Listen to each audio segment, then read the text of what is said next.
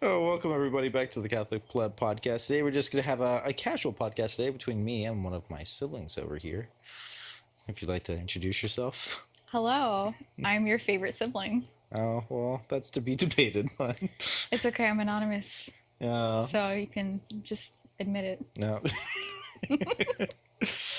So today, as I was saying today, it's going to be kind of a casual topic that we're going to have. We're just going to be talking, bantering. We're going to talk a little bit about Advent, since today we're getting into the Advent season here. But we have a very important topic to first start us off here, and that is, what is the best, worst inconvenience you can have? Minor inconvenience. Yeah, the best, worst, minor inconvenience. So I would think for me, you always have somebody who's slow in front of you in traffic. Like, it doesn't matter. It's not the same person. It's just like, no matter where you're going, there's always just somebody slow who gets in front of you. And even if you get to the next line, somebody comes out and is slow still. Yeah. So that's a good one. Always getting a red light too. We're just throw that in there. So just slow traffic in general. That's a pretty good inconvenience. It's a good opportunity for patience. So at one point I actually did see it that way. it is, and I feel like it it's is also a good way to kind of judge how you are checking in spiritually. Are you really irritated? Seriously though, like, are you really irritated, and are you, on the verge of anger? Or can you say, hey, that person they're probably in a rush. Like, maybe they're running late for work.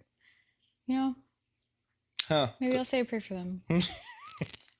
Okay, judgy eyes. Sometimes. No. Well, I'm thinking I fall short of that more than I am in a good headspace. But sometimes when I'm in a good headspace, I'll be like, hey, this was a good little job. Okay, how about this? How much of our impatience is due to us not appropriating the correct amount of time? Oh, so much. I saw a bumper sticker once that said, "Don't honk at me, I left on time." I was like, oh, that's hardly me. But what's really bad for me is that sometimes I will be running late for work and I still don't care. And I'll just be like, okay, whatever, cut me off. I'll just be a little later. I should change my disposition, but yeah, that's how I feel. Okay. All right, so that's a good one. What ideas? What ideas do you have for inconvenience? Oh, man, there's just so many. I don't know if this counts. Maybe it counts a little, but when you're at the office and you have to share something with a coworker or discuss something, and you're not ready for them, but they come up to your monitor and they're hovering over your shoulder.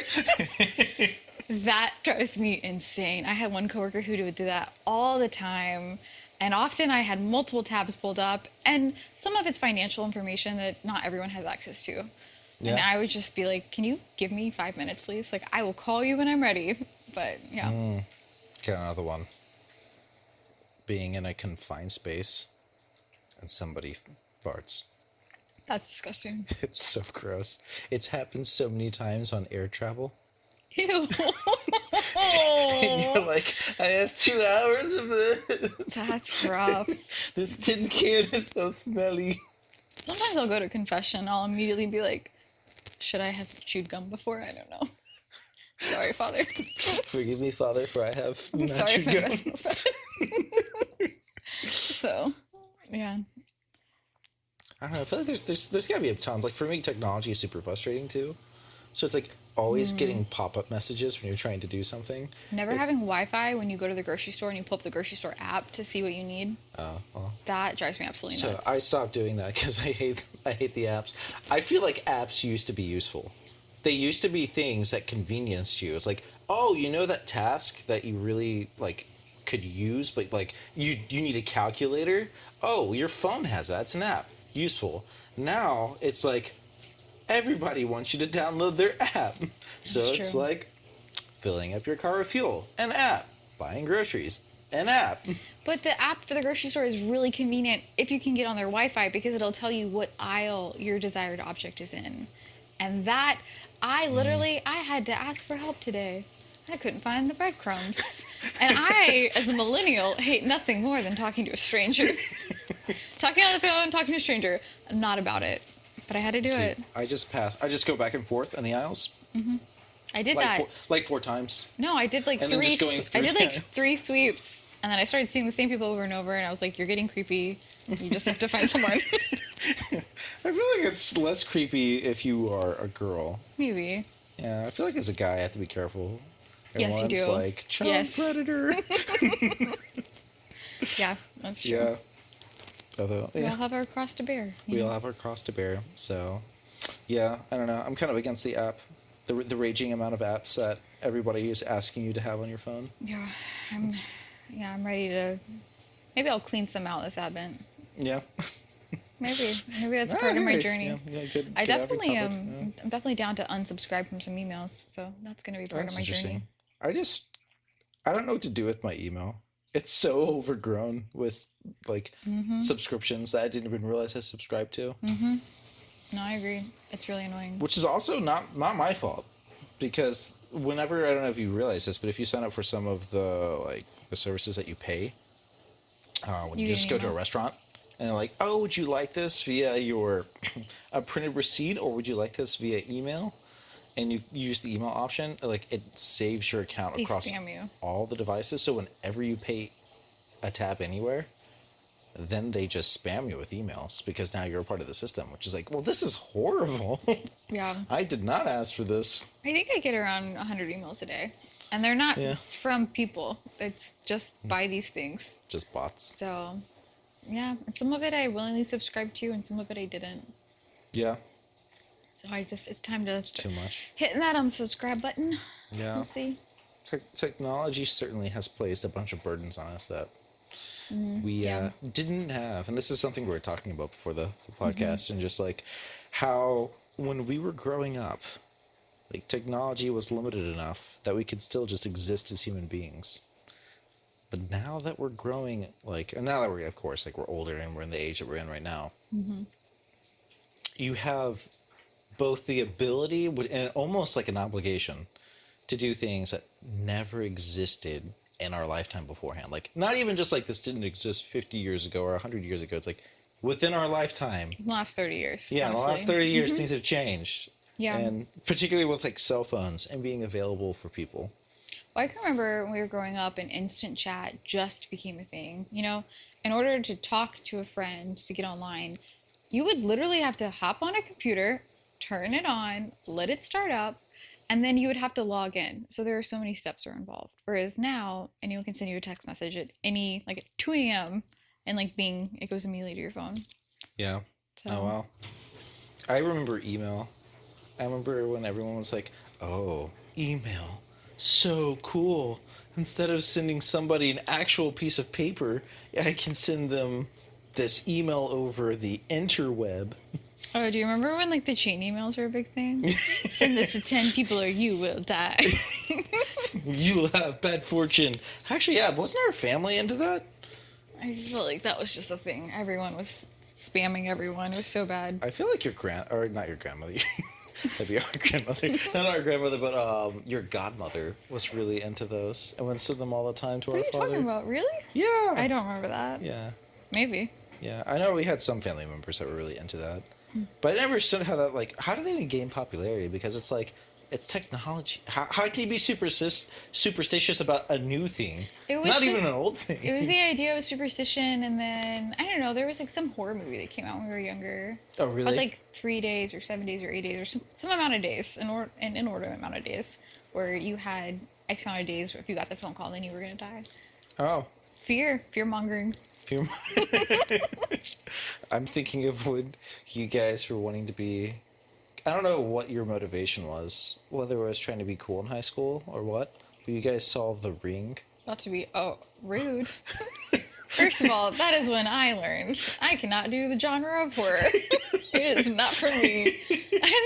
I'm pretty sure I slept with mom and dad. I like woke up in the middle of the night and was like crying. I was like 13 or 15. Could you imagine being a I got parent? in bed with mom and dad, 100%. How old were you? Too old to be doing that. But also so scary. And now as an adult who lives alone, I do not even dabble. Anything that's semi-spooky, I am done. Okay. I watch comedies. Okay, so just imagine yourself as a parent. Your child's been begging to do this thing. You don't want them to watch this movie because they're gonna get scared. And then finally, you relent to be the good parent, quote unquote. And then in the middle of the night, they're waking They're waking you Crying. up. Yeah. Sacrificial love, man. Which is also funny because out of all the children, you're the one with like the creepiest story. Where Oh, don't say that. no, Honestly, yes.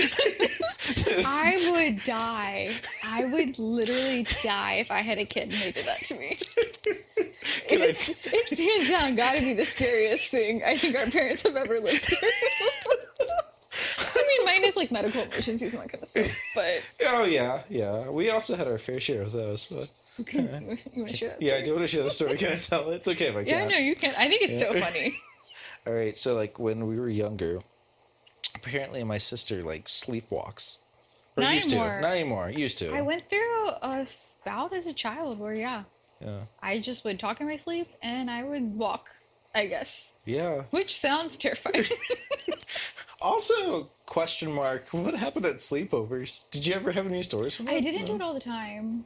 I did it a little bit in college, but but not the walking part. Yeah. If my roommate came back really late, because if she had been out or something, she would come in, and I guess we would have conversations. That's really funny. One time she asked me if I wanted Taco Bell, and I was like, yeah. And then she came back with my Taco Bell, and she was like, okay, I got your Taco Bell if you want it. And I was just like, my what? Your Taco Bell? What are you talking about? So I was just a very confused, sleepy person. So the moral of the story is a sleepy person who can do things without realizing they're doing things. Mm-hmm. So as a child, my sister went over to my parents while sleeping. Middle of the night. In the middle of the night, opens the door, and just says to my parents, "They're coming." And then runs off. No, I think it's even worse. No? Dad said that he just wakes up in the middle of the night. I'm standing next to him. Oh my gosh, yeah, that's right.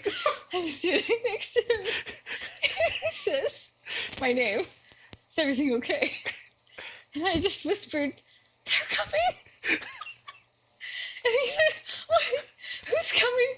And I'm just like, they're here. And then I take off running. And poor Dad. What the heck? He like runs and follows me out of the room. And then I guess I went to we had like a playroom or something and just sat on a chair. Upright. So you're totally asleep. And you're doing this. I think he like eventually talked me into going back to bed. But can you imagine? Putting myself in my parents' perspective, child staring at you when you wake up. First of all, why? What's going on?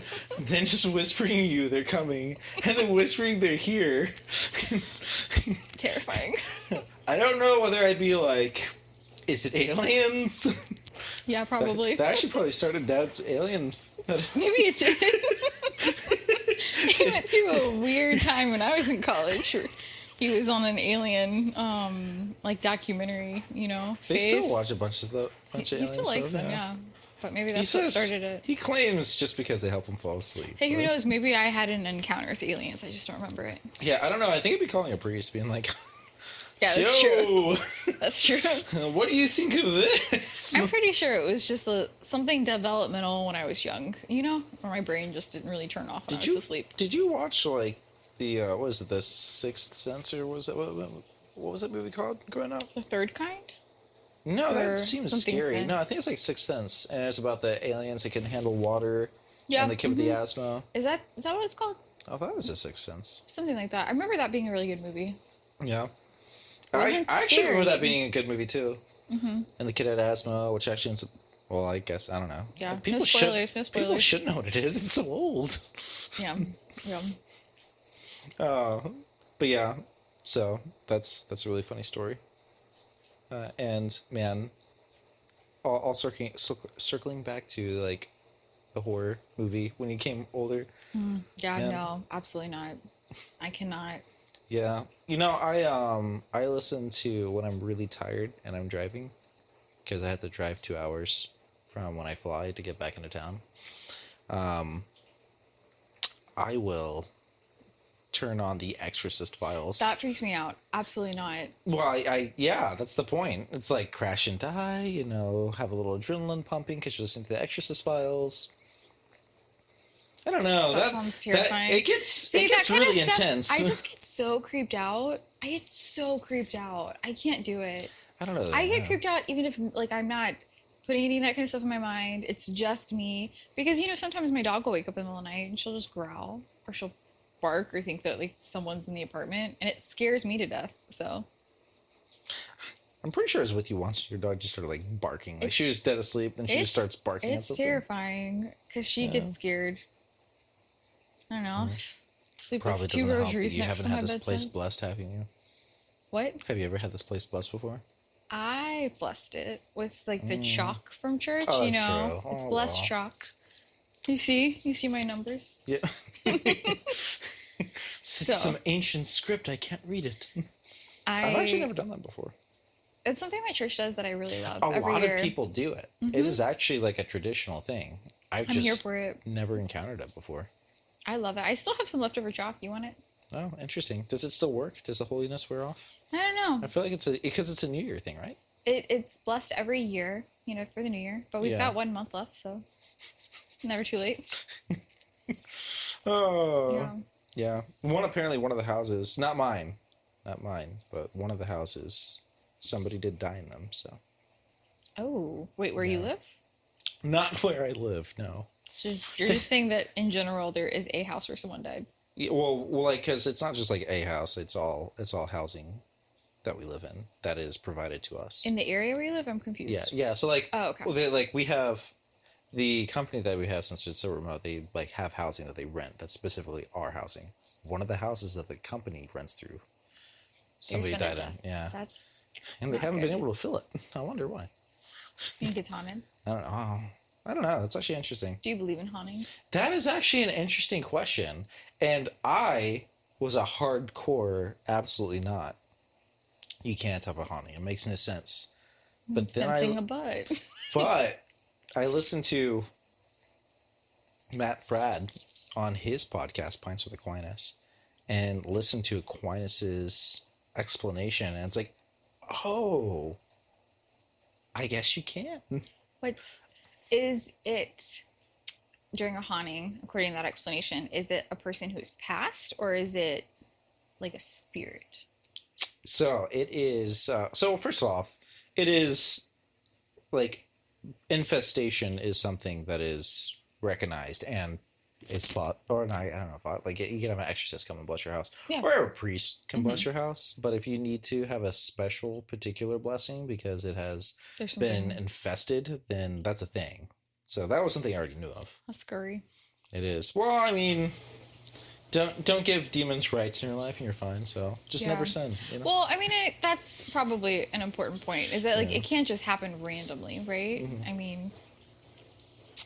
It doesn't happen randomly. I would say, like... Can it happen unintentionally? Unintentionally? That's what scares me. Like, can you... Okay, hypothetically. Yeah. This is what I'm thinking. Right. Scenario. You go to the thrift store. Yeah. You find some really cool lamp. The lamp, though, has a super sketch background. I don't know, it's from like a witch or something. What happens?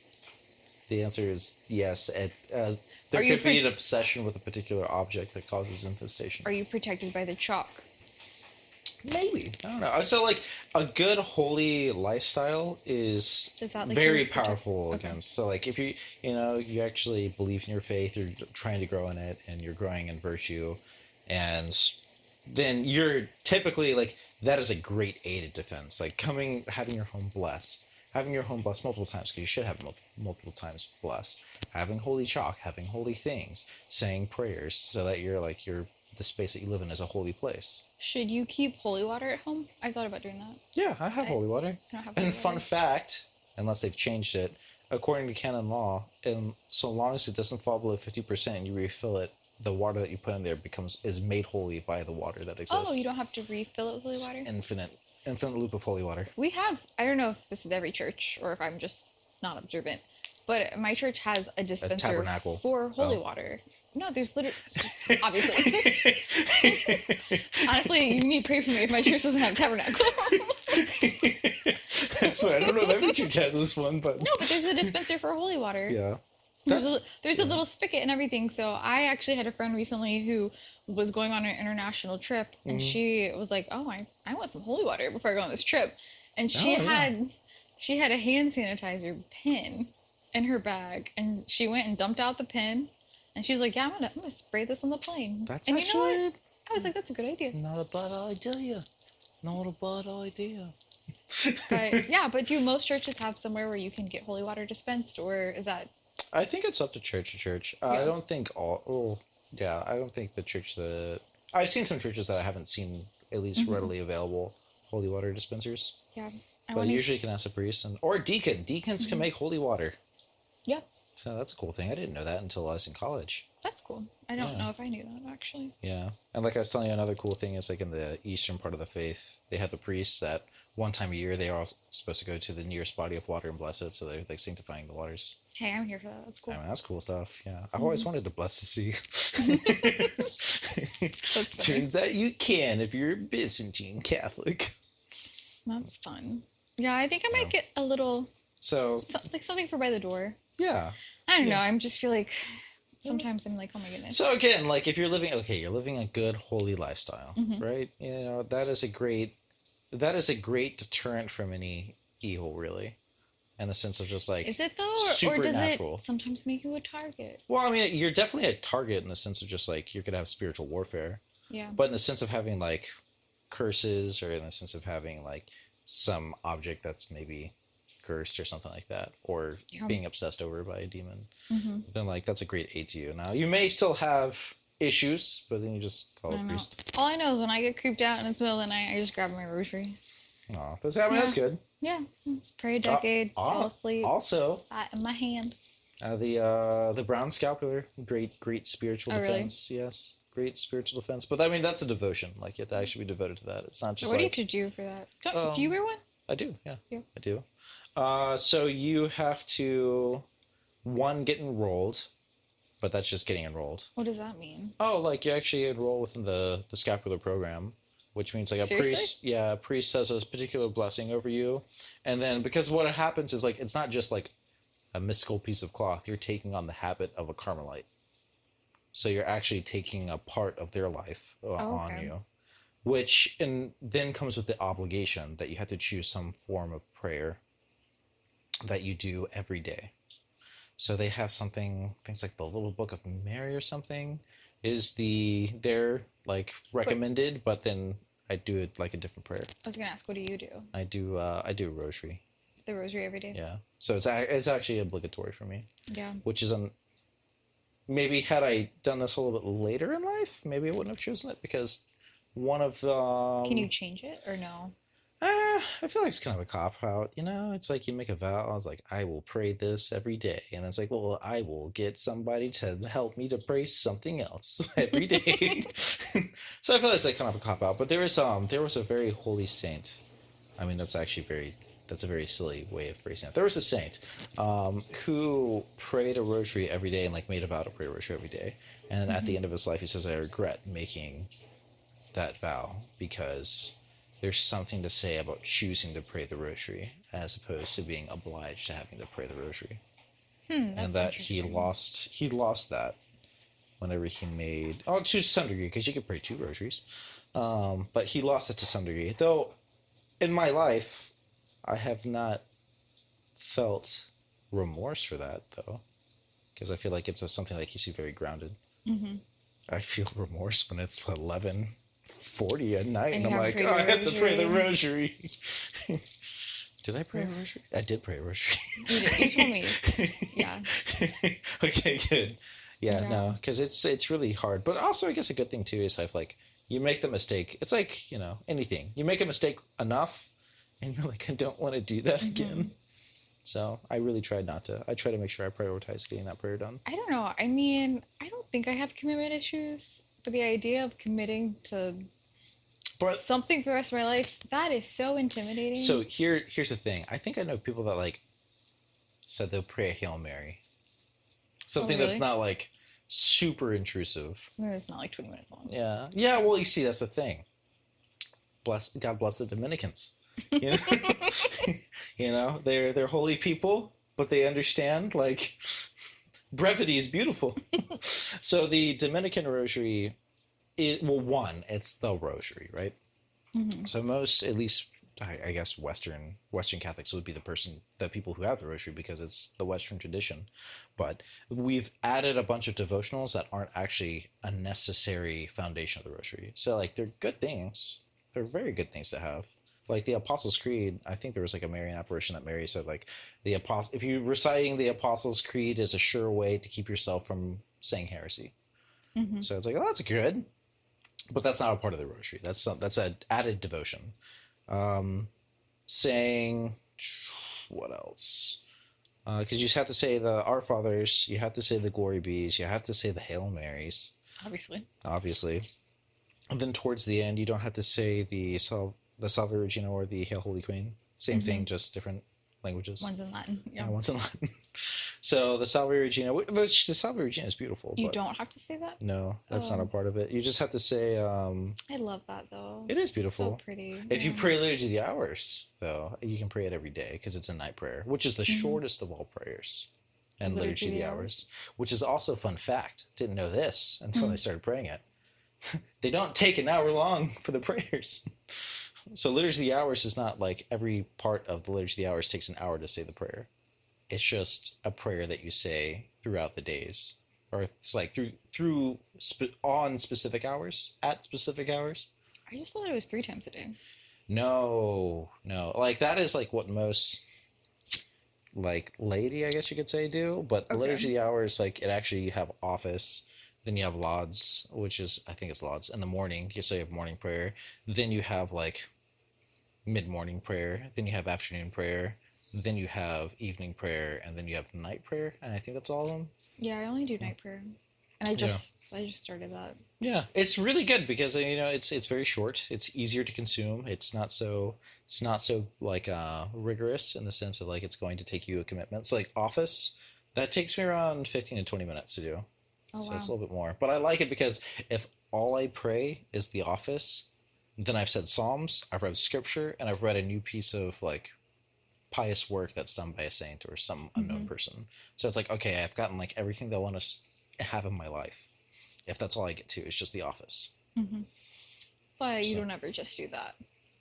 Well, I mean, sometimes I do. Sometimes, like, would What about my your obligatory rosary? okay, well, fine. I have missed it before, but then I take it as like, okay, well, now I have to go to confession Oh, really? because I haven't fulfilled a vow. You can't just double up the next day? I don't think that's how that works. Hey, it's a I legit don't know. question. It's a legit question. No, yeah, I don't know. Because I mean, if you make a vow to do something, then like, But what if you're praying a novena and you skip a day? Or you by accident? I still feel like it's just like, well, you weren't paying enough attention. It's like you didn't have enough importance in your life that you placed a priority on it. Yeah, I Right. just feel like maybe there's scrupulosity. I I don't mean, know. grace, but I mean, like it's like to some.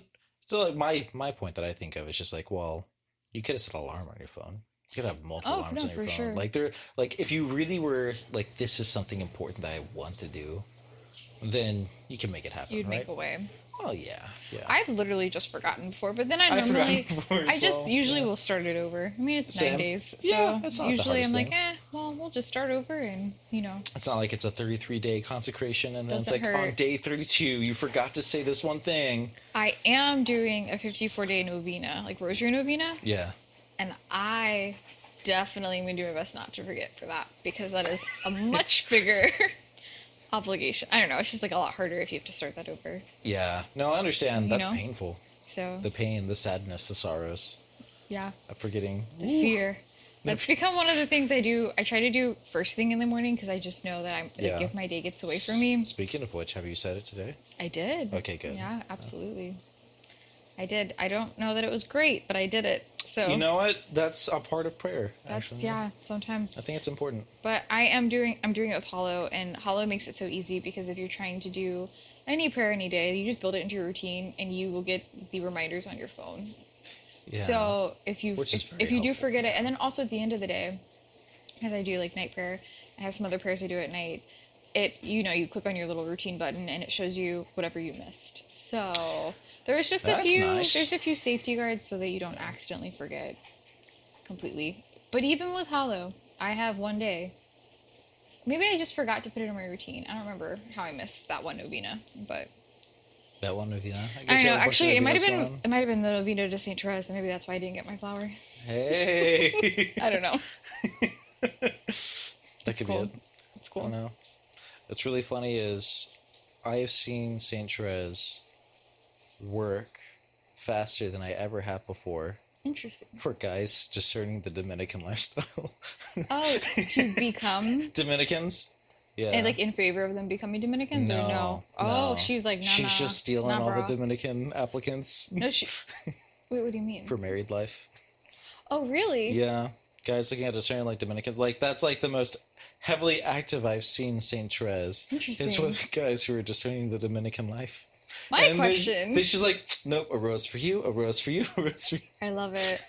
My question is, where do all the, not a seminarian people go, once they discern out of the seminary? That's a good question. Because honestly, hear me out, as someone who's single and Catholic, that is a desirable population. I'm just saying. We'll make a new Catholic app called chalicechippers.com. I'm just saying, yeah, I've had conversations with some girlfriends before, and we've just been like, we just want someone who's discerned out of seminary, but who was willing, Yeah. loved Jesus so much, willing to sacrifice their whole life. That's the dream. Hear me out. We'll create a page on MySpace for all these guys who drop out. I don't think people use MySpace anymore. Does it exist or no? Is it like shut down? Yeah, I don't know. Maybe. Yeah. If it does exist, I have a MySpace somewhere. Somewhere out, floating around. That's funny. I wonder if my top friends are still on there. MySpace was savage, the way you could rank people. That really? Oh yeah, you ranked your top friends. I think it was 1 through 5, and you could move them.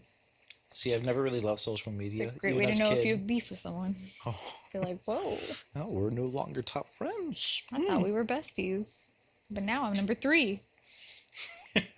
Wow, that is savage. That's actually that's very toxic.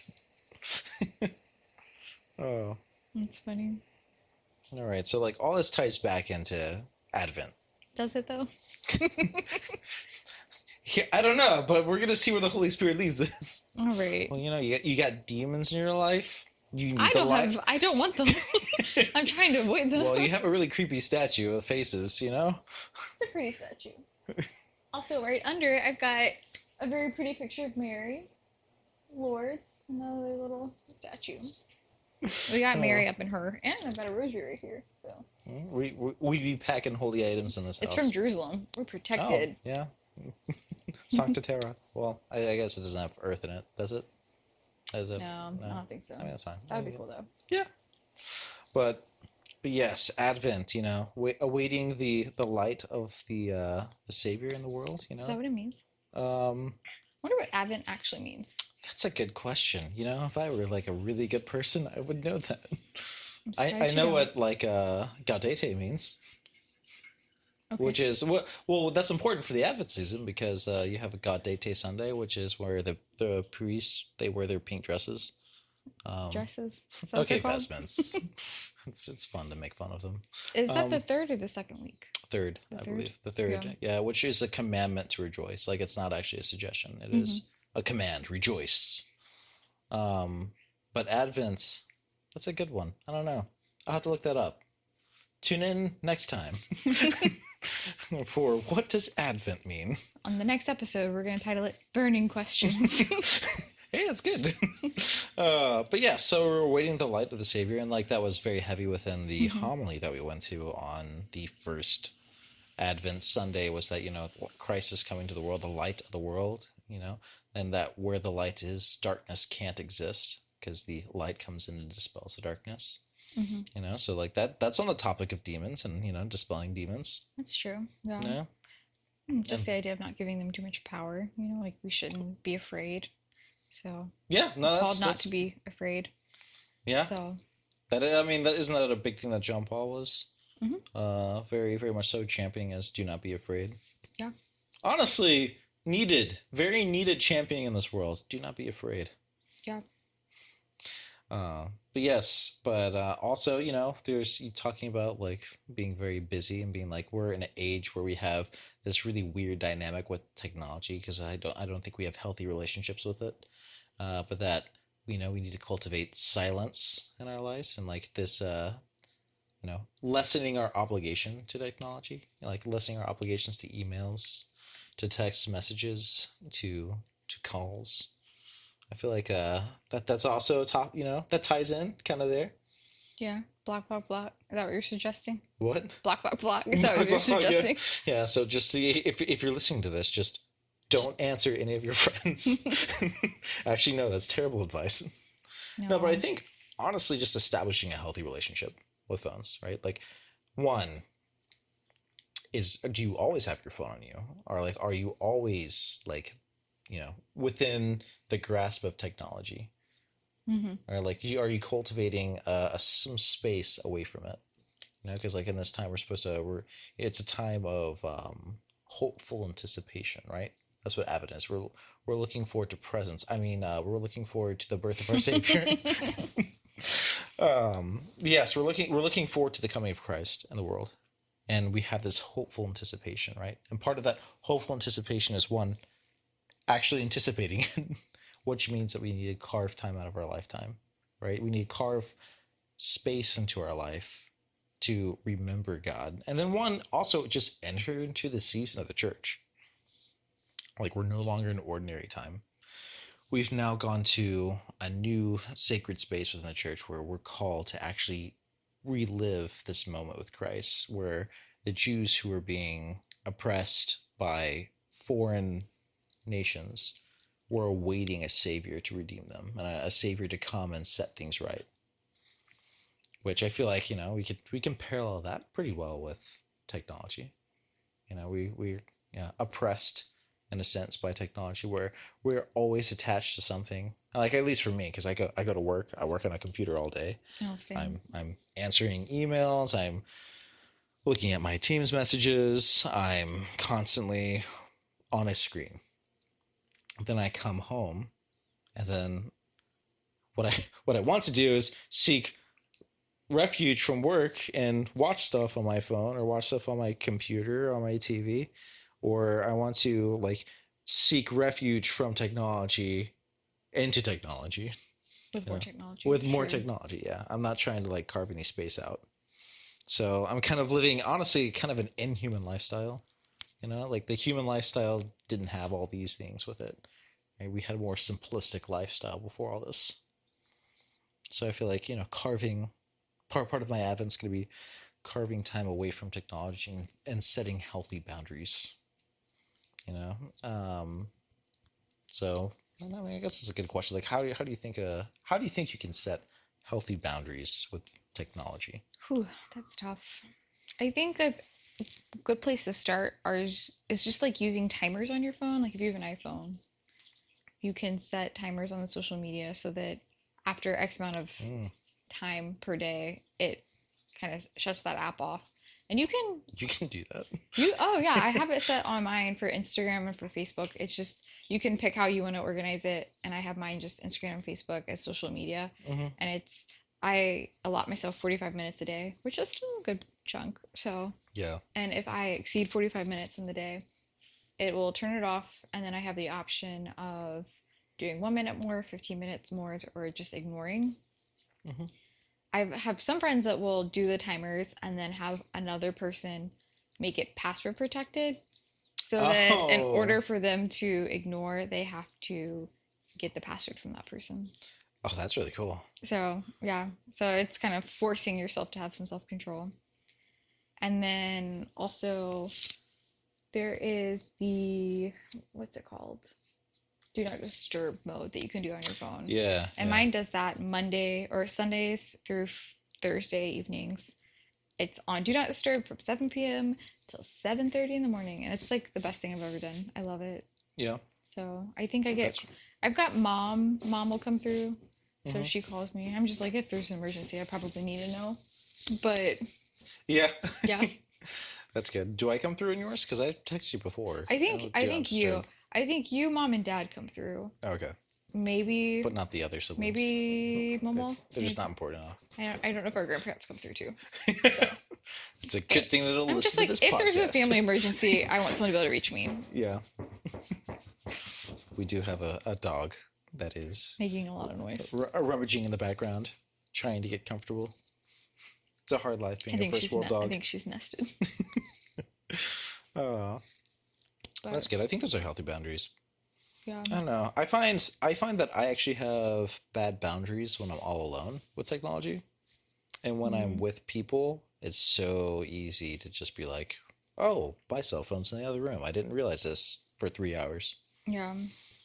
That's tough. I will say I could use more self-control. I think we all can. And when it comes to, I don't know, I think it's the days where, sorry, she's just making so much noise. She is. So, yeah. I It's don't know. okay. I feel like Yeah. it's the days when you are the least content that you scroll the Ooh, most. that's a good one. I know for me, when I feel like the most lonely, I put in the most time on social media, and that's when I'm Yeah. like, okay, you need to check yourself. So yeah, using technology as a cope from technology, or I don't know if that's a cope from Well, I technology, think but as a coping mechanism. it's a false sense of yeah. connectivity. You know, like maybe you feel disconnected, so you hop online to feel more connected, and then you just end up feeling worse because you just look at everyone's highlights. You know? Yeah. Yeah, I never liked social media because I don't know. In some ways, I love it because I think some of, you know, I don't know, I follow Father Mike Schmitz and Hello. You see, and I consider that social media. I guess I consider like things like Facebook, like Oh, things that are like I really kind of like don't a, like a Facebook. socialized platform, like Yeah. maybe because I feel like Instagram. I don't know how I feel because I mean you could just be like consuming content, like entertainment. Yeah. It's all So about the algorithm. So what are you clicking on? yeah, I think something that could be kind of fun, or just to check in with yourself. How are you doing? You know, and maybe spiritually, maybe just whatever, okay. is to just kind of click on your For You page. So For that you, the For You page on Instagram. I guess. Oh, that's Instagram. On Instagram, that's Okay. just what Instagram has collected and thinks that you are going to Oh, identify the most with, I guess you could say. most interesting. And yeah, so if you click on it, is it vacations? Is it recipes? Mine's a lot of recipes.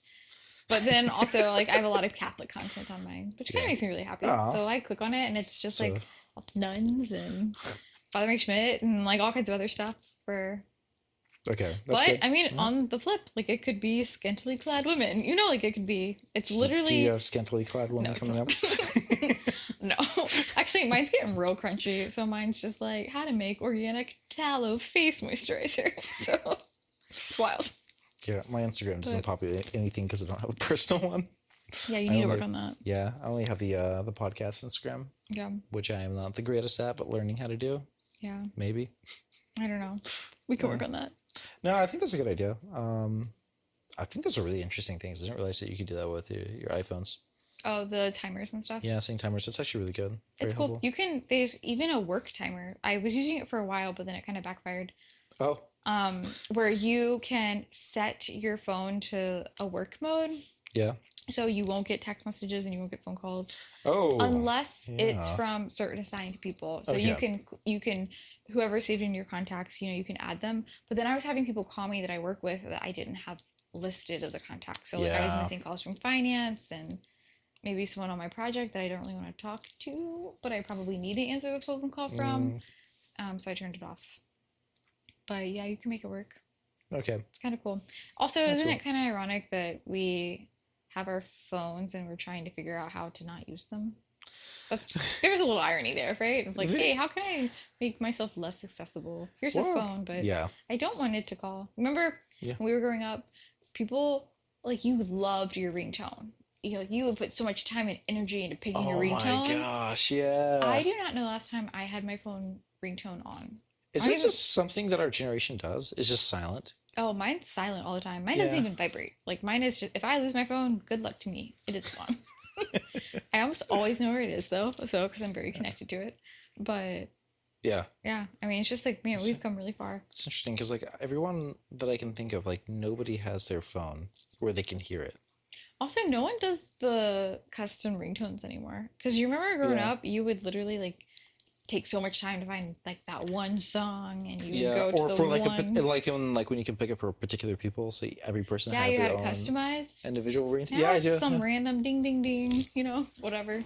I don't even Whatever know. chime I there is. actually don't even know my ringtone. Mine's a default. It's a default ringtone. Mine's a default, whatever, Apple Yeah, thinks it should be. yeah. I remember like we had an older gentleman working in our group, and he always had his ringtone on as loud as the human ear could possibly hear.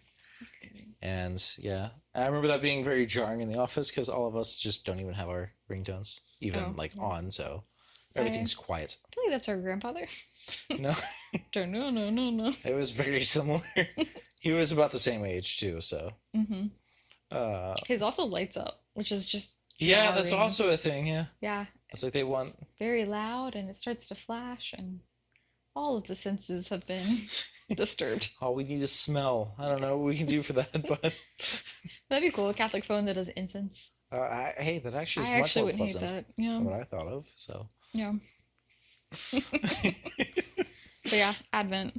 Advent, yeah. So setting healthy boundaries with technology is It's a good one. a pretty good practice that I'm going to implement going forward. I find myself trying to I don't know, because I consume a lot of content, but I usually have it at least under the guise of, oh, gotta learn about the news today, or I'm going to try and like Yeah. listen to this talk from Bishop Robert Barron or something. So I try to, Almost, I think something I probably need to do is build in more time for intentional silence, which is hard. Like that one's hard. fasting from Yeah. noise. I have a Fashion friend noise, yeah. who said, I think she's doing it for Advent, or maybe it's just in general recently, where she is just fasting from noise when she's working from home. So no podcasts, no music, even though she mostly listens to Catholic podcasts, Yeah, spiritual music, Christian music. But yeah, just that's a good one. I need to. it's just important. Yeah.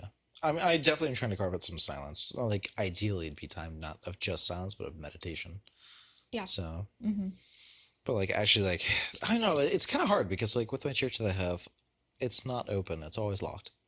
So you can't go to the church and just like open up the door and now you have a sacred space. It's like you have to wait for the time for mass to be able to be in the church. That's a bummer. And there's no like code or anything for people to get into the church who want to just be in a sacred space. Because like I find it so easy to be like, I can carve 15 minutes or 30 minutes out of my schedule and I can just be in a sacred space. As opposed to like, I'm going to carve 20 minutes at home and I'm totally not going to get distracted by things. One thing, I don't really have any space here, but when I Yeah. get a bigger place, I really want to have a dedicated prayer area, like Yeah, that definitely helps a so. lot because I do have a dedicated prayer area Hmm. and like that is significantly easier to pray in. Yeah, Like it's so much easier to be like I am looking at an icon right now. exactly. Yeah. Like so much easier. Hmm. That's actually something I keenly felt when I was traveling here. Is that like I had no sacred corner to pray. You just want to orient yourself. Well, I think Yeah. it's important to have that space. That's what it's for. That's what you're oriented towards. And it's just, even if you Yeah. do lose your focus, you have something that you can quite literally look at to refocus yourself. Yeah. So, No, it's like yeah. I felt yeah. it a lot. I felt the lack of its presence so Mhm. much because I was like I just kept looking for like where can I pray? Like Yeah. everywhere there's Well, and it's tough when you're staying with people too, and there's true. just, yeah, it's harder when you don't have your own personal space. So, Yeah, true. That's honestly something I need to put more effort into. Like I got sometimes some advice from Father Rusty. oh, Father Rusty. Yeah. I need to talk to him. I've talked to him forever. Same. He's a funny person to talk to over the phone. But anyways, Mhm. when I was talking to him about traveling, it's like, yeah, I have a hard time like praying. He's like, well, do you have a game plan? I was like, well, no. I was like, then why would you expect that you're gonna be able to pray? Oh, It's like, oh, good point. yeah. Never thought of that. What do you do though? Yeah. I'm just like, well, you can get a plan. Like, okay, I'm gonna wake up early, Earlier. Yeah. or I'm going to just say at 5 o'clock. Now it's my time. I have to go. Yeah. It's so hard. I It get it. No, is. I totally get it. It makes so much sense, but it's so hard. I It struggle is. because my prayer time is in the morning, but boy, it is tough waking up on time.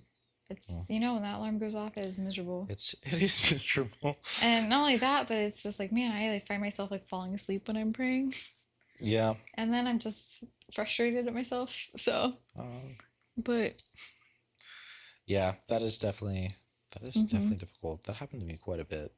I don't know at what point it became maybe easier. Maybe since I got an espresso machine. oh yeah, it's the caffeine. Yeah, I So, just pump myself full of caffeine before the Lord. hmm That's the way that God intended. yeah, Uh, but yeah, so intentional spaces as well, which I think goes hand in hand. Like if you're going to be hmm in the space, then like don't have your phone. Like if you want to record time, like keep a watch or have a that's not a bad clock idea. so Yeah. that you can keep track of the time without like looking at your phone and then suddenly, oh, somebody texted me or Or you just put your phone on do do not not disturb. disturb. True, you could do that. Yeah. hmm So if you do have nothing and all you have is your phone, you could do that. hmm And then having a having a sacred place that you can pray and cultivating that time of silence in your life. Yeah. That's a good one. hmm That's hard. It's hard though. To me, I find a big struggle within the moment that you get off of work and you arrive back at the house. Because it's like I have that's like my peak low energy is when I return back to the house. It's like I just want to sit down. I've been thinking all day. hmm I just want to turn my brain off. I just want to relax. Not like, oh, I should pray or I should probably try to do one or two other devotions or whatnot. hmm So I don't know. Do you have any advice there? Oh, I don't know about advice. I usually come home and have to walk my dog. So it's immediate, yeah, immediate doing that. So So your note is everyone should just have a dog to walk. everyone should have a dog. Yeah. It's a Yeah. great way to wake up. Because you have to walk. I love Yeah. that. And that's like a good time to pray while you walk too, to reflect. Yeah. So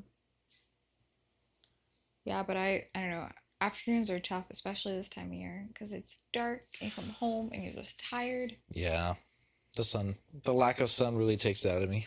Yeah, me too. Hmm. So I think we also just need more sleep this time of year. Our bodies do.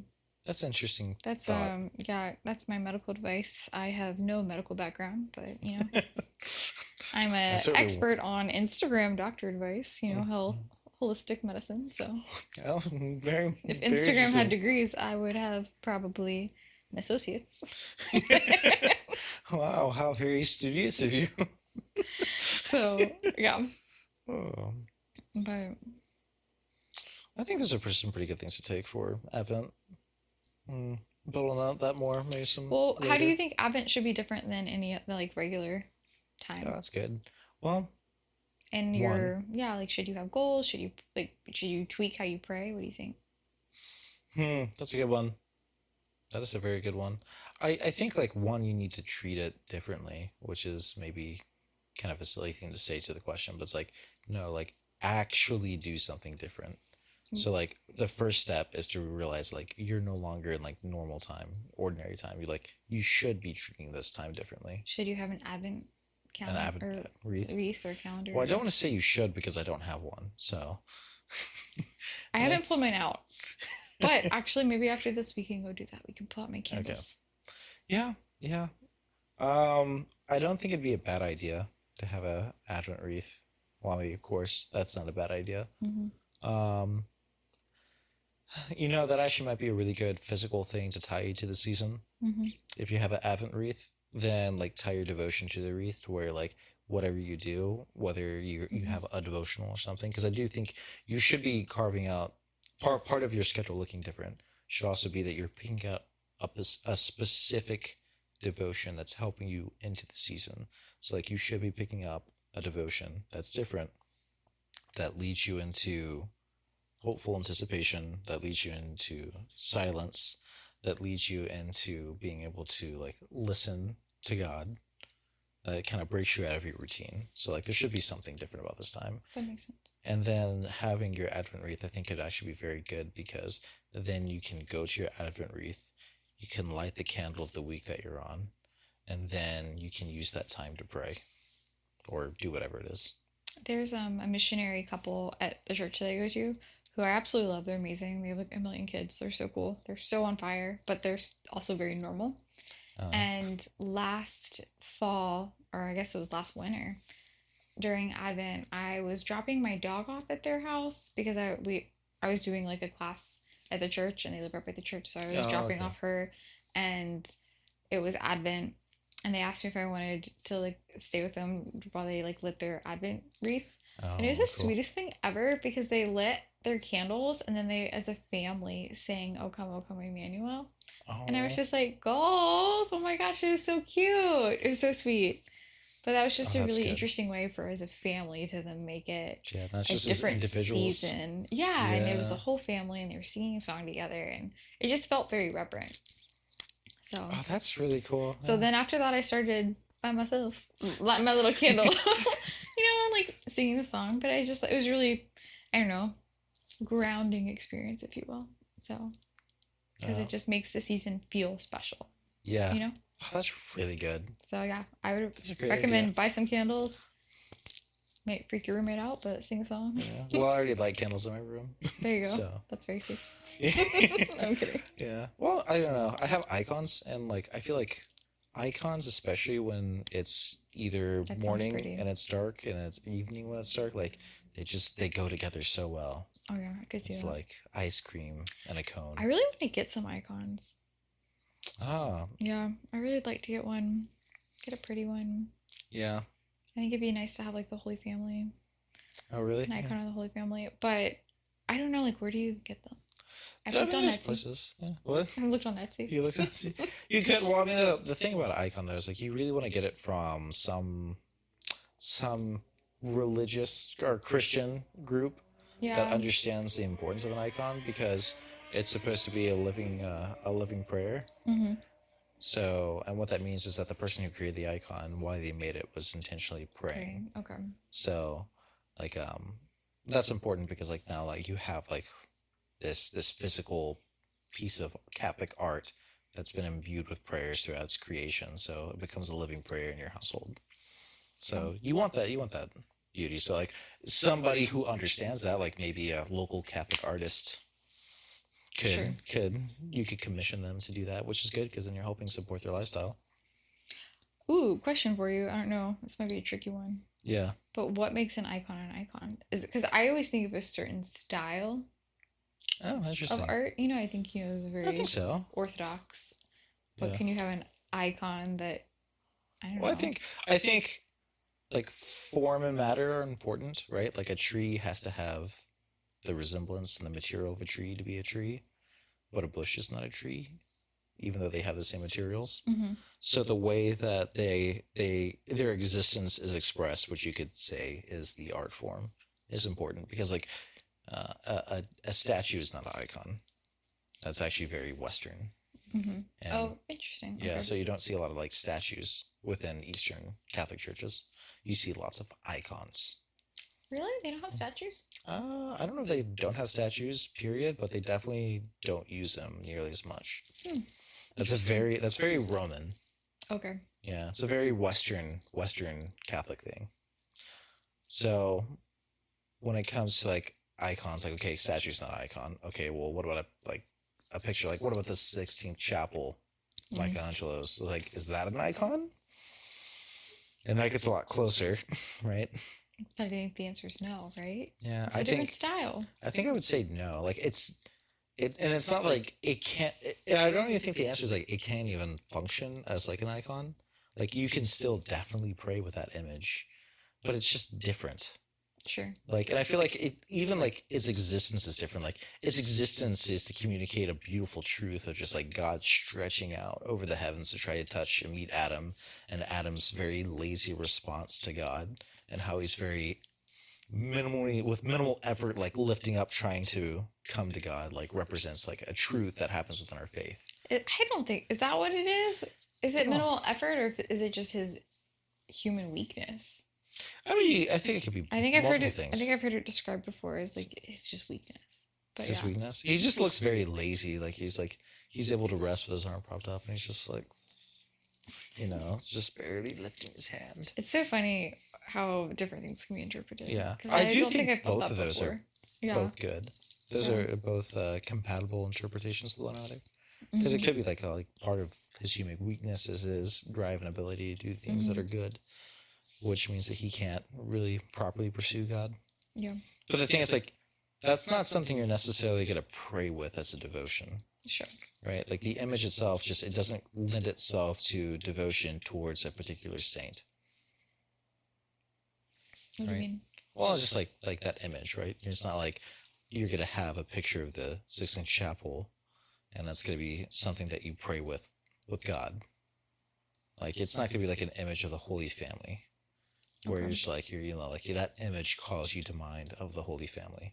And like, when you're praying with the icon, you're praying to the Holy Family, right?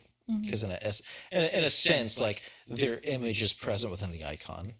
So it's like it's like having a part of them there, even though it's like it's an image of them. It's not themselves. Yeah, for sure. We're not idolaters. No. That's what you're saying? Yeah, we're not idolaters. Well, it's just like that recalls you, just like if you have pictures of your family, it recalls you of your family. Especially of like deceased family, right? If you have family that you can no longer talk to, like that can be a moment of recollection of their existence, and then you can pray for them. I once heard it described as like, if you have a husband and maybe he's like long distance from his wife for whatever reason, he takes out a picture of her and he kisses it. You would never think, he thinks this picture is his wife. Like, of course not, No, but it's just showing reverence, and also is a really good example of that as well. What? It's just FaceTiming. Oh yeah. You don't think your phone is the person, but you talk to your phone. What a great modern, interpretation. I like that. That's cool. Yeah, you would never confuse your phone for that person. Yeah, but you're talking to the phone like it's the person. Exactly. Even though it's not. Yeah. But it kind of is. It's not. Yeah. But it's like it's what's connecting you to them. Exactly. So, yeah, it's what's connecting you to them. And I think, we are such physical, we are such tangible beings that it makes sense that, why would we not want, or like, why would God hold back in any way to connect us to him? Like, he's not going to. So if he can, if there can be like art installations or different things that will bring us closer to him, to remind us of him, and so that we can, literally see something that isn't him, but it just directs our focus to him. It'd be foolish for us not to take him up on that, right? Yeah. I mean, that's actually a very big part of the Eastern Church. Yeah. The Eastern faith. Like, that's why they have so many icons, is because it's visually drawing you in. Yeah. And that's why they have incense, because the smell is bringing you into it. Love incense. And that's why they have bells, the incense, because it like entices your ears to what's going on. Yeah. So, like, they're really big into like, no, your body's a part of you. You have to actually engage it when it comes to prayer. Engage all the senses. Yeah, I love that. Yeah. So we have that to some extent. So we do. I mean, like, we still have it too, because I mean, like, you have the Tridentine rite, which is still like, it's a valid rite, which is still an existing rite. So it's like that still has everything. Yeah. And even within like the new Novus Ordo, like, either you can still have all those things. It just depends if your priest at your parish chooses to engage in them. So it's not like they don't exist. Yeah. So it's like, those things, they exist. I think it is beautiful, like, not forgetting your humanity. Your humanity is a means and a way that you can come to communicate with God. It's not something that you have to overcome. I mean, like, you have your concupiscence, your fallen flesh, but in a way, like, your humanity is one way that you can relate to God, because he's become incarnate in the flesh.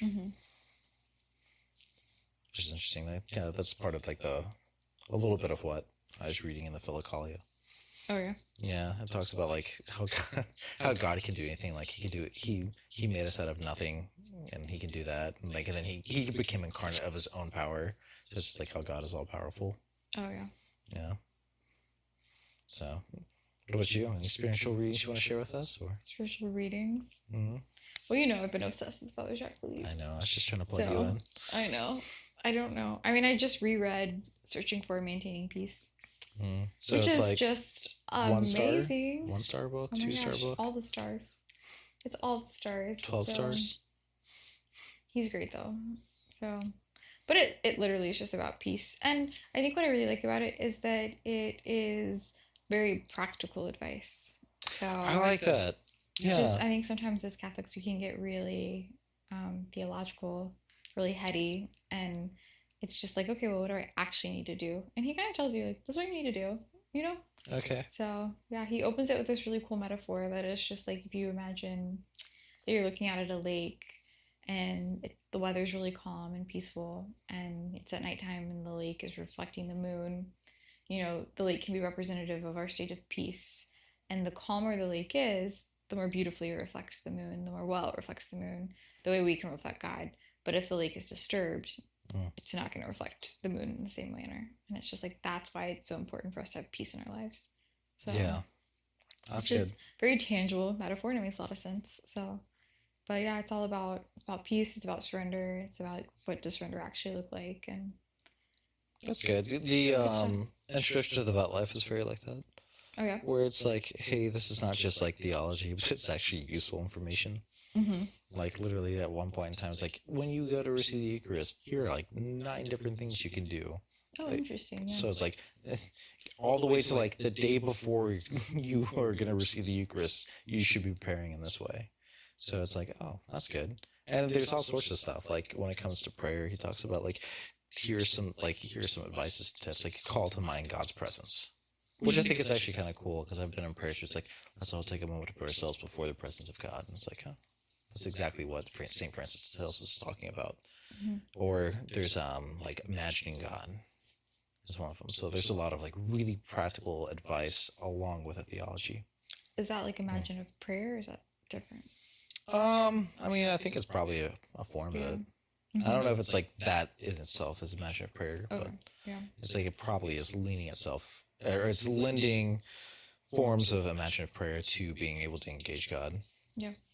And one of the things that St. Francis talks about is like you shouldn't do all things at once, especially when you're starting out. You should just like choose one of the things that are helpful and focus on that.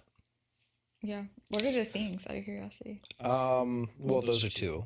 One is like placing yourself before the presence of God whenever you're praying. Mm-hmm. The second is imagining God. What does that mean to place yourself before the presence of God? I think it's to acknowledge that God is around in you, and like he's in every space and time. Mm-hmm. So it's like right now God's actually hearing this conversation, Yeah, but we may absolutely. not actually be thinking of him during our conversation. So putting yourself in the presence of God is to call to yourself to recognize that you are before God. It's almost like grounding yourself. It's heavening yourself. I don't know. Yeah. Well, you know the whole Yeah, grounding concept yourself. of grounding. Of I just don't. like so Yeah. there's this concept of grounding. It's kind of Is I it don't new know. agey?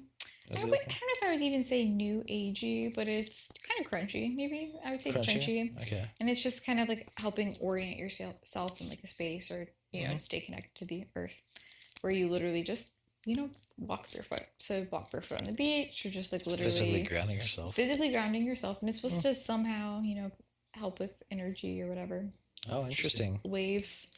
Oh, But that sounds interesting. but it almost sounds like that's like the spiritual equivalent of just like acknowledging where like in a physical sense where your body is, where your spirit's at, that you're connected to God, that He's always with you. Yeah, I mean, well, especially as Catholics, right? Because we've been grafted onto the body of Christ. I mean, Christians. All Christians, yeah. All Christians. Yeah, but like to a very real extent, Catholics, because we believe in the sacraments, which are That's true. like yeah. baptism is bringing you into the church, and like you're now a member of Christ, and then confirmation is now you're literally and the Holy Spirit is indwelling within you, and like you are a temple of the Holy Spirit, which is like that begins in baptism, but it's come to perfection in confirmation. And if you're Eastern Catholic, it's all at once. So. So it's like you're actually, and then communion, like you are in the most intimate sense that you can get here on earth, that you are one with God. Yeah. Like he's a part of you. He's, you are his holy temple. He physically dwells within you. So, but it's like to an extent, like God is, I mean, it kind of even makes sense just on like, just like ground level. Just like God created everything. So everything is touched by him. So there's no place that you could go from God. That's even the Psalms. It's like if I run to the farthest Yeah, you want corners of the earth, Mm-hmm. then like God will be there. He's still there. Well, I mean, the only place where he isn't is hell, right? Well, no, I think he's even. He's well, even. okay, that's interesting. Well, he sustains hell. But Yeah, God but is like isn't- cutting off the total relationship with him. Yeah, but isn't Yeah. hell just like the void of him, right? That's interesting. That I don't know how Because to I mean, properly if you describe if it, you're yeah. in heaven, think alone. that's unity, that's the presence of God, and isn't hell just the opposite of that? The total depravity of God. Well, because I think it's in the Gospels, Yeah. the parable of the rich man who dies, and Yeah. Lazarus. yeah, and he can see it, but he is separated from it, Yeah. and that's Total separation from God. and that's the torture of like knowing it exists, seeing it, and then also having absolutely no access. But it's also also who you are is you will like forever reject God. So even if you could have it, you hate God at that point so perfectly that you would never accept him. There is an interesting I don't know. Do you think everyone in hell has completely rejected God? I don't think so. Yeah. I do. You do? Yeah, I think everyone in hell rejects God. I don't know though. I don't know. Because then what about in the Gospels when Christ says, like there will be people who say like, but Lord, Lord, like. Well, yeah, that is a rejecting of God in a sense, though. How? Because he says, not everybody who says, Lord, Lord, will enter the kingdom of heaven. When I was naked, you didn't clothe me. When I was hungry, you didn't feed me. When I was thirsty, you didn't give me water to drink. But I think people can maybe do that and not realize. I don't know. What I'm saying is I think that you can maybe reject God unknowingly.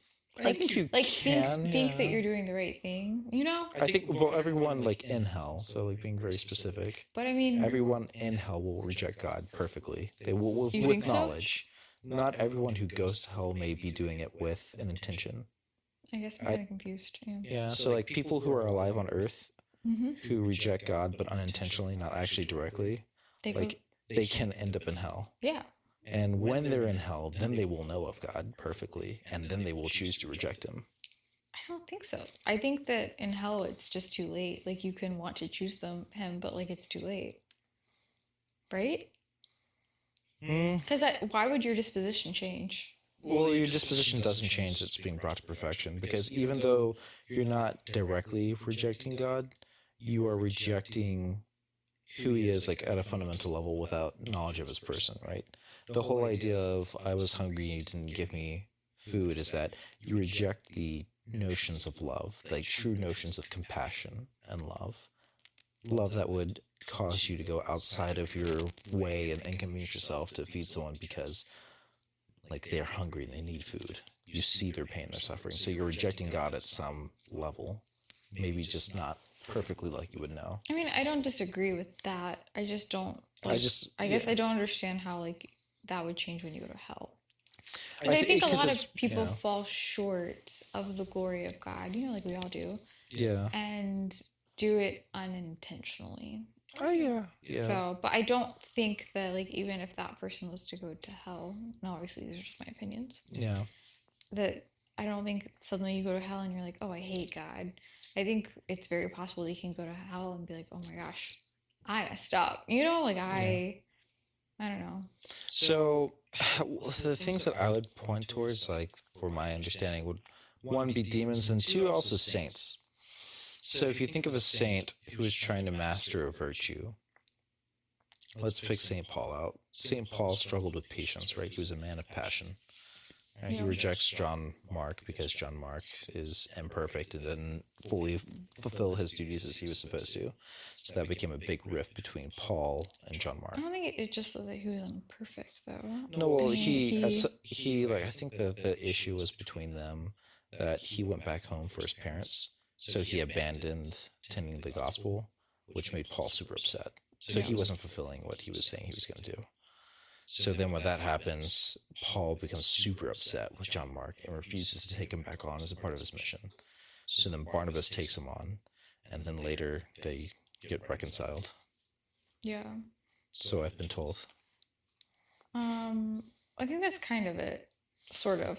My understanding was that, yes, that happened, and then Paul was planning his next trip where he was going. He wanted to take Barnabas, and Barnabas wanted to take John Mark. Yeah. And Yeah. then that's when That there sounds was right. that's when there was the big rift because then That sounds he was right. so offended that Barnabas Yeah. wanted to take John Mark that he was just like, we're separating, and then he does his thing.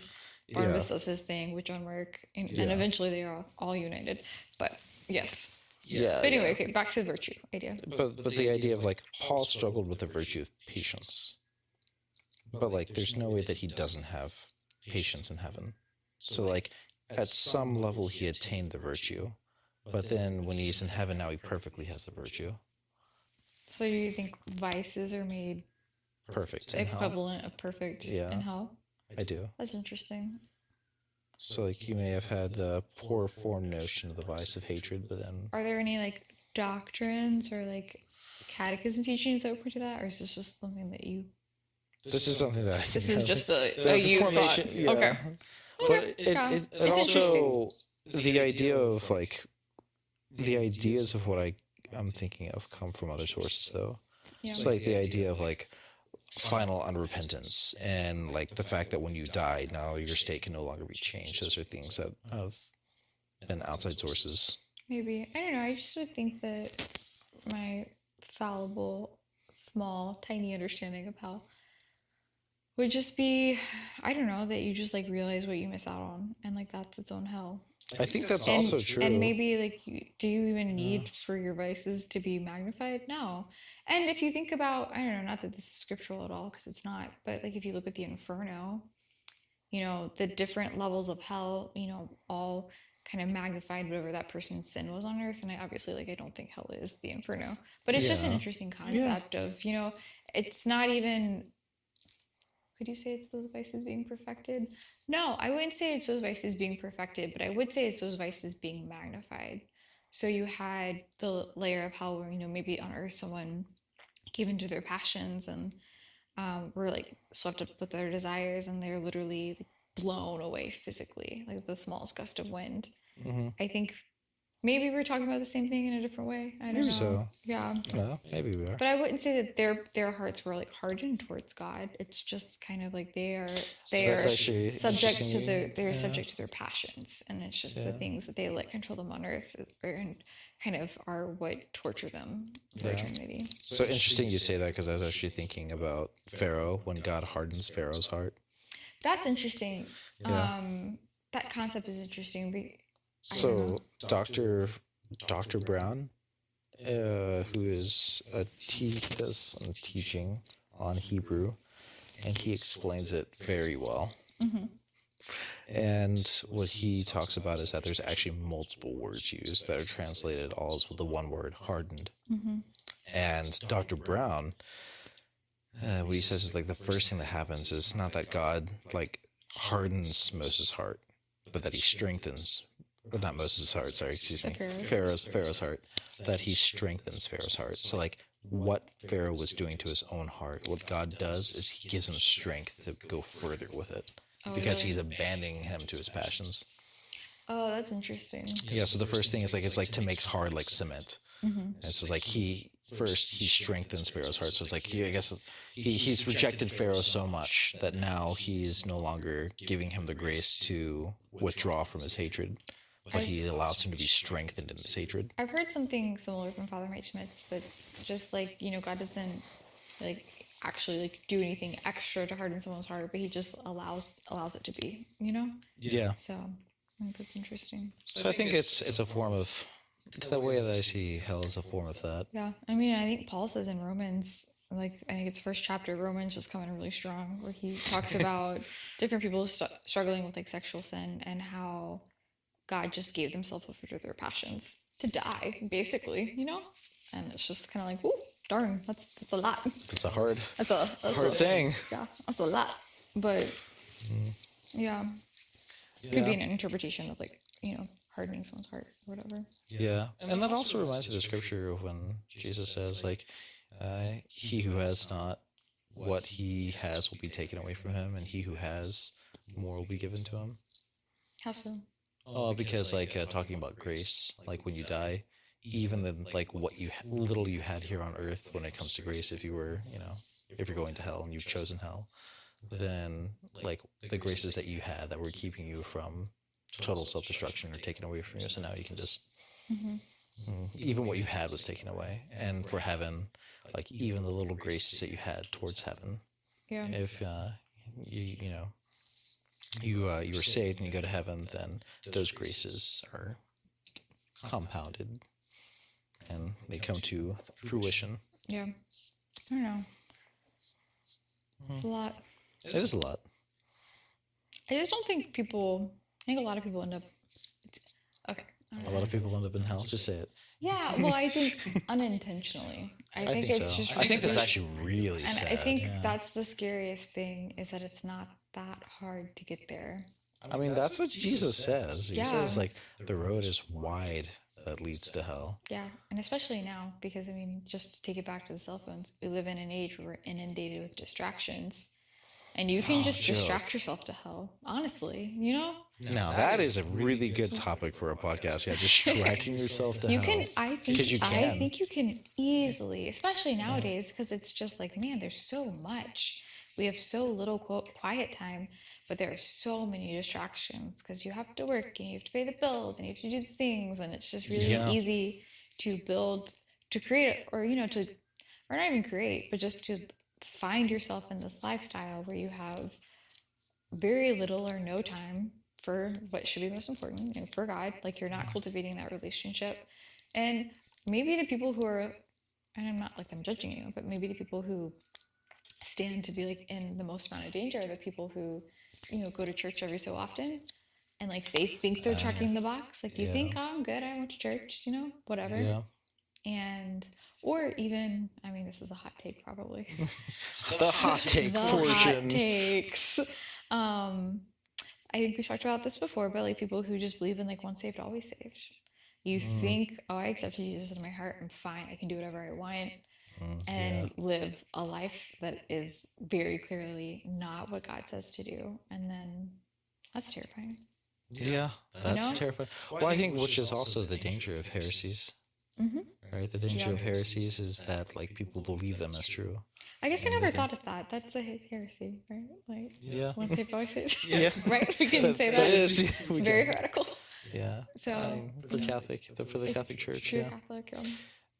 We believe that we are working out our salvation with fear and trembling. Yeah. Well, we also believe we're only saved by grace. Like it's through God's grace that we are saved. Yeah. But we realize that like we at any point in time could remove ourselves. Like we can opt out. God's always opting in, but like at any point in time we can opt out of his promise. Yeah. And I think scripture says like, like he's like faithful to himself, and like, he will always be faithful to us, but he cannot deny himself. So it's like in his, because he is good and he is true, like it just would be wrong for him. That's actually that's a really beautiful scripture that you're talking about, because it says like it's talking about God, and like it seems kind of like an equal thing. Like if you do this, and God would do this, and like even with the bad. And then it says like, well, I think it's with the arrogant and proud, like he will bring low or something like that. And then he says, if you are unfaithful, God will remain faithful, for he cannot deny himself. It's like, oh, that's so sweet. beautiful. Yeah, no, I think we're like relentlessly loved and pursued, but we can opt out, and it's just like that's important. I think as Catholics, one of the best things we have is just the knowledge that like, yeah, you can opt out, and like nothing is a guarantee, and that's why it's so important to remain faithful, to to live a life that is in accord with his will and is rich in virtue. And even then, you should still be a little afraid because it's not up to you. Yeah, You because can't it's do not it. virtue. Yeah. It's not the virtue that gives you heaven, right? No, it's only God's grace. So Yeah. Which is interesting. It's like my hot take. It's like the what is the sin against the Holy Spirit, right? 'Cause Jesus says all sins will be forgiven except for the sin of the Holy Spirit. oh yeah. Yeah, that causes I think a fair amount of anxiety for some people. It's like, well, what is that? Yeah. He never explained it. Yeah, I think Father Mike Schmitz covers it in Bible in a Year, and I forget what he said exactly, But it made sense. but it was something to the extent of like, you're good. Like if you're reading this, like, like clearly like your heart is in the right place. Like there's really no way if you're a believer and you're Yeah. seeking his will, but like by definition you can't.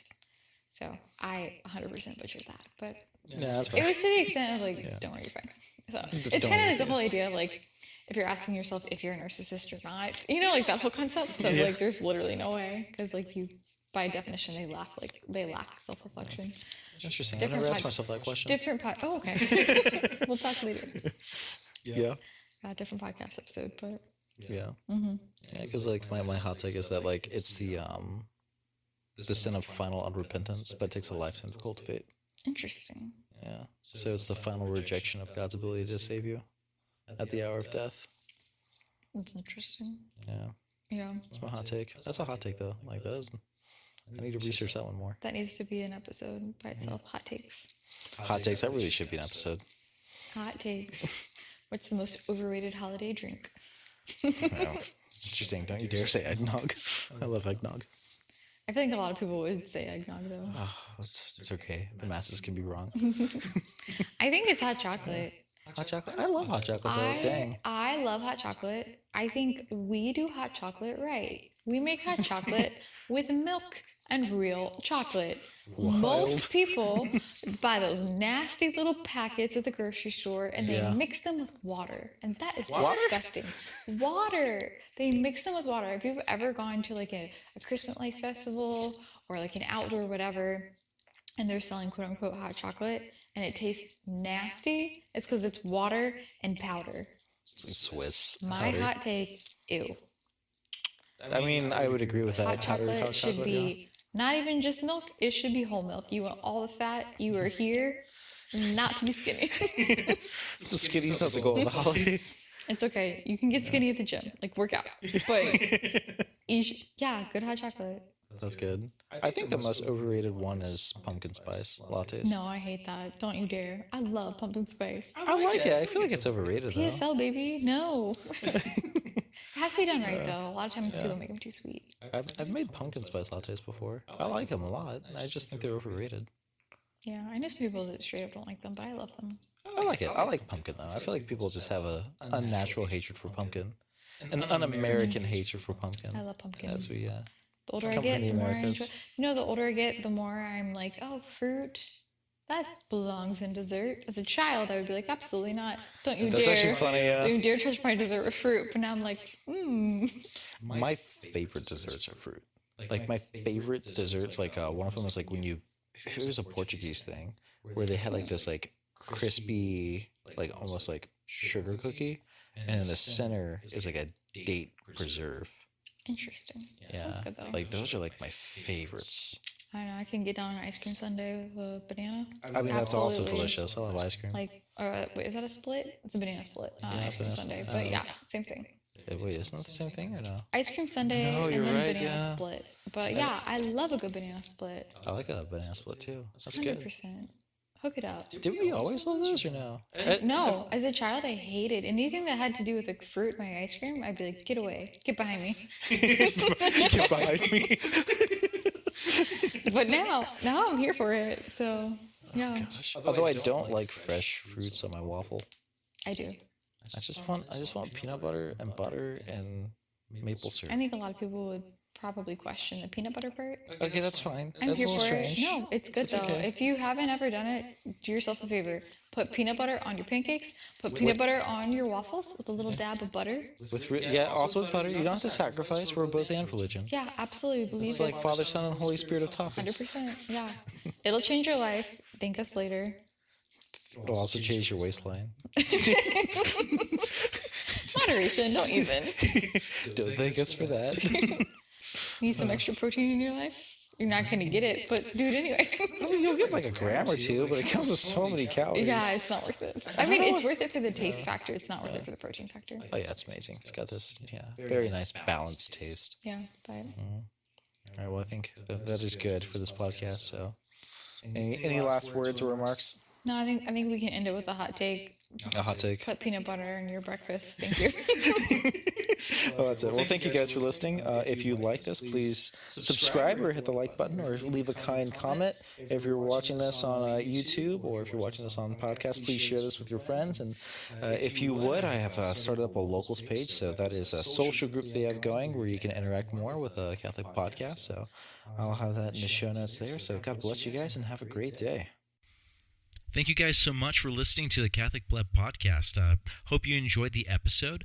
Just launched a locals channel, so if you want to engage more with us at the Catholic Plebs, then please join us there. It's going to be a platform where we share our meditations, we pose theological questions to one another, and share poetry. So if you're looking for some fraternal engagement that's based around the faith, then please join us there. If you're listening to us on YouTube, please like and subscribe to the channel. If you're listening to us on the various podcast platforms that we are available on, then please leave a review and help us grow the channel by sharing this podcast with other people.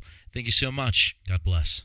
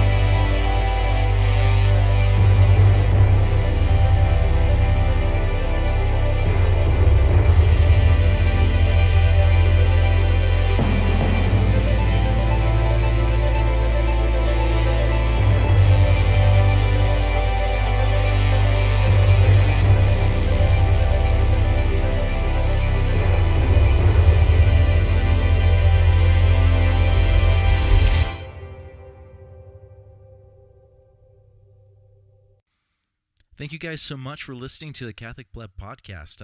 Hope you enjoyed the episode.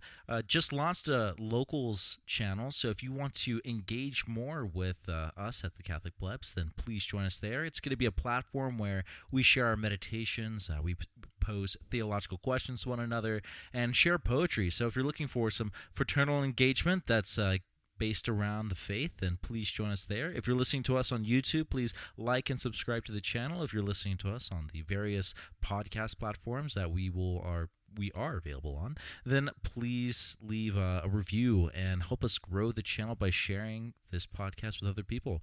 Thank you so much. God bless.